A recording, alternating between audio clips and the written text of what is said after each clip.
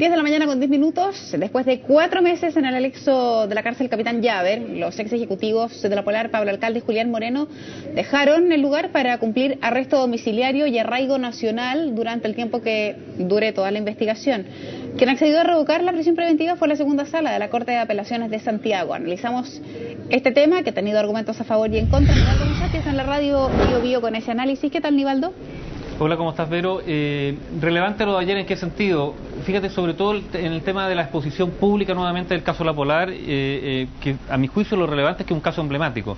Emblemático donde hay altos ejecutivos que están siendo enjuiciados, donde la empresa La Polar, ayer lo dijo el actual presidente del directorio, César Barro, está teniendo espaldas y ventas suficientes como para responder a lo menos a las personas que se han querellado en su contra, más allá de las multas que esas sí podrían ser más significativas en términos de monto y más complicadas para la empresa.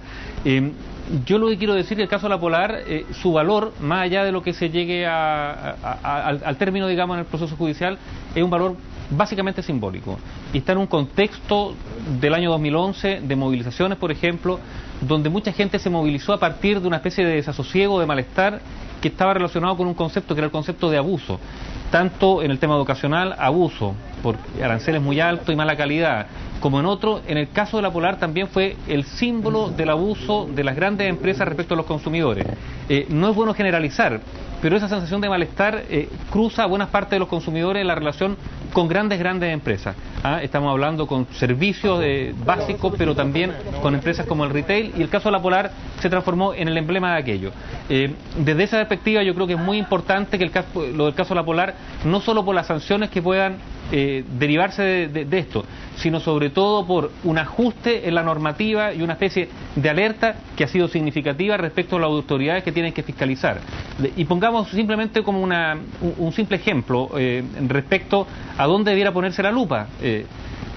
Todo lo que fue la crisis financiera, todo lo que es el sistema financiero, no solo internacional, sino nacional, en relación a estos nuevos instrumentos bancarios, por ejemplo, que se hacen cada cierto tiempo, que generan nuevas transacciones y que todos sabemos que generan estas burbujas, por así decirlo, financieras, porque es plata irreal.